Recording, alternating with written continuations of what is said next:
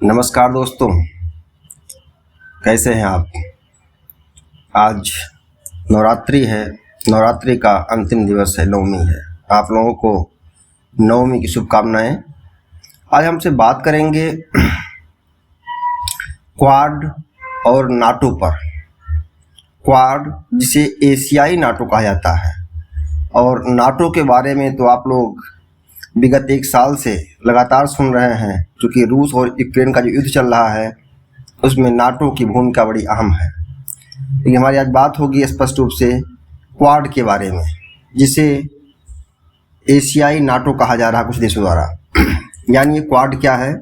Quad अर्थात QAD, quad quadrilateral security dialogue. Quadrilateral security dialogue यह 4 देशों भारत, अमेरिका, ऑस्ट्रेलिया और जापान के बीच होने वाली सुरक्षा संवाद ग्रुप है। ये सभी देश सामुद्रिक सुरक्षा और व्यापार के साझा हितों पर एकजुट हुए हैं। चीन और रूस, खासकर चीन, इस ग्रुप का हमेशा विरोधी रहा है, क्योंकि ऐसा माना जाता है कि इसका गठन चीन के गलत इरादों को हिंद प्रशांत क्षेत्र में रोकने के लिए किया गया है। क्वाड देशों का कहना है कि यह ग्रुप केवल हिंद प्रशांत क्षेत्र के साझा हितों की रक्षा करेगा। साझा हित क्या है? सामुद्रिक सुरक्षा, व्यापार का आवागमन और साइबर सुरक्षा।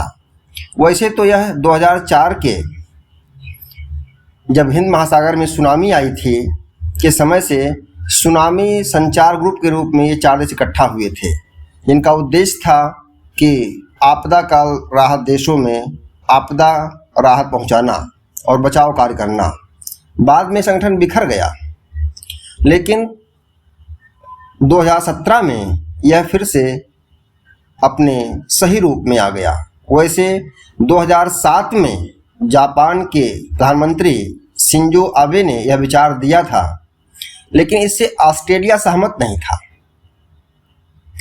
2017 में ऑस्ट्रेलिया चीन की हिंद प्रशांत क्षेत्र में बढ़ती गतिविधियों के कारण क्वाड के मुद्दे पर सहमत हो गया, अर्थात मान गया, और फिर ये क्वाड 2017 में अस्तित्व में अपने आ गया।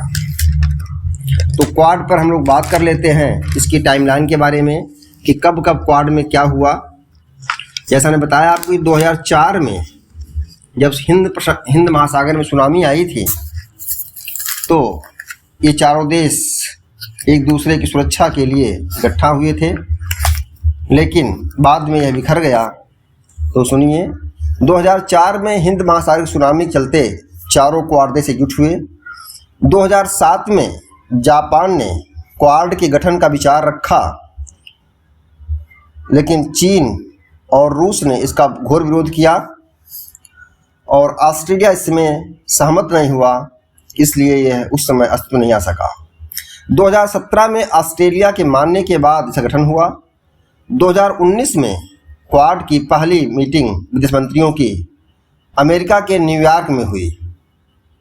फिर 2020 में जापान के टोक्यो में विदेश मंत्रियों का सम्मेलन हुआ, और 2021 में पहली बार क्वाड देशों ने वीडियो कॉन्फ्रेंसिंग की। इसके बाद 2022 में टोक्यो में क्वाड का शिखर सम्मेलन हुआ, जिसमें चारों देशों के राष्ट्राध्यक्ष ने भाग लिया। 2023 में इसका सम्मेलन ऑस्ट्रेलिया में प्रस्तावित है। चीन ने इसे एशियाई नाटो कहा, यानी क्वाड को चीन ने एशियाई नाटो कहा। आप जानते हैं इसे क्यों कहा?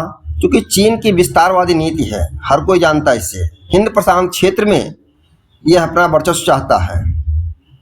क्वाड के देश इसी को रोकना चाहते हैं। हिंद प्रशांत क्षेत्र में अमेरिकी दखल से चीन बहुत खफा है।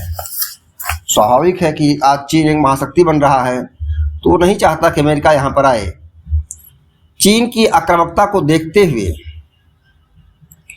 ये देश इकट्ठा हुए। चीन पहले क्वाड को बड़े हल्के में ले रहा था और समझ नहीं पा रहा था कि इकट्ठा हो पाएंगे, लेकिन अब क्वाड हिंद प्रशांत क्षेत्र में इसकी समस्याओं पर, जैसे जलवायु परिवर्तन, सुरक्षा के मुद्दे पर, साइबर चिंता के मुद्दे पर एक साथ में हैं। इससे भारत को क्या लाभ है?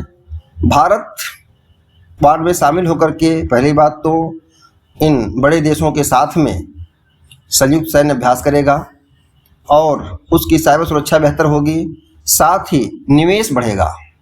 और चूँकि भारत भी एक महाशक्ति के रूप में उभर रहा है तो हिंद प्रशांत क्षेत्र में अपने जहाज़ों के आवागमन की सुरक्षा चाहेगा, जो कि चीन एक बड़ा खतरा है। आइए बात करते हैं हम लोग नाटो पर, क्योंकि नाटो के बारे में लगातार आप लोग जान रहे हैं, सुन रहे हैं कि नाटो क्या है। North Atlantic Treaty Organization, NATO, इसकी स्थापना कब हुई? 4 अप्रैल 1949 को,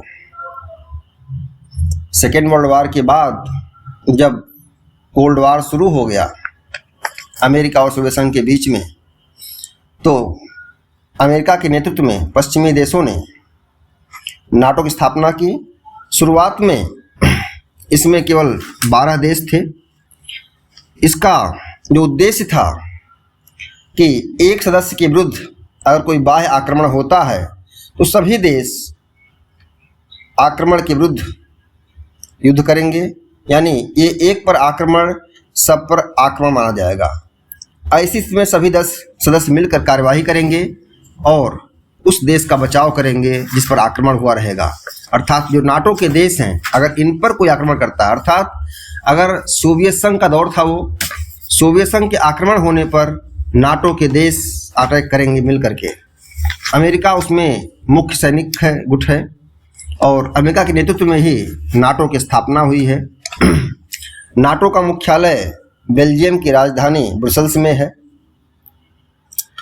नाटो की सेनाएं अमेरिकी हितों की पूर्ति के लिए विभिन्न देशों में तैनात की जाती रही हैं, जैसे अफगानिस्तान में 2001 में, 2011 में लीबिया में, ऐसे ही अन्य देशों में। और वर्तमान में आप देख रहे हैं कि नाटो अर्थात अमेरिका की सहायता से रूस के खिलाफ यूक्रेन लड़ रहा है, जो एक विश्व युद्ध में तब्दील कभी भी हो सकता है। नाटो में शुरुआत में 12 देश थे। कौन कौन थे? America, Britain, France, Belgium, Canada, Denmark, Iceland, Italy, Luxembourg, Netherland, पुर्तगाल तथा नॉर्वे। 49 से 1991 तक अर्थात सोवियत संघ के विघटन तक इसमें केवल कुछ ही देश शामिल हो पाए, जैसे यूनान 1952 में, टर्की 1952 में, पश्चिमी जर्मनी 1995 में, स्पेन 1982 में। सोवियत रूस के विघटन के बाद एक सदस्यता तेजी से बढ़ी, विस्तार हुआ और इसमें कुल 13 देश शामिल। उसके बाद जो पहले सोवियत संघ के देश थे, अर्थात वो वारसा गुट से जुड़े हुए थे। कौन कौन थे? चेक गणराज्य, Poland, Bulgaria, Estonia, Latvia, Lithuania, Romania, Slovakia, Albania, Croatia, Montenegro. और वर्तमान जो रूस यूक्रेन युद्ध चल रहा है, यूक्रेन भी नाटो में शामिल होना चाहता था और रूस कभी नहीं चाहेगा कि नाटो उसके किनारे पहुंच जाए, उसका पड़ोसी हो जाए। इसलिए सारा मामला चल रहा है युद्ध का जो है। नाटो की सर्वोच्च निर्णय संस्था है नॉर्थ अटलांटिक काउंसिल, जिसमें इसके विदेश मंत्री भाग लेते हैं और या मेन मुख्य कार्यकारी अधिकारी अर्थात शासनाध्यक्ष भाग लेते हैं। आप सभी जानते हैं ऐसा वारसा का विघटन हो गया था 1992 में, लेकिन नाटो अभी तक विस्तार रूप चल रहा है। हमारा उद्देश्य था कि हम लोग जाने क्वाड के बारे में, अर्थात जिसे चीन और रूस एशियाई नाटो कह रहे हैं। कल हम लोग बात करेंगे आकस पर। आकस क्या है? धन्यवाद मित्रों, आप लोग मीडिया गुरु पर सुनते रहिए, हम ऐसे ही बात करते रहें आपसे। इसे आइए मीडिया गुरु चैनल को सब्सक्राइब करें, लाइक करें और शेयर करें। नमस्कार।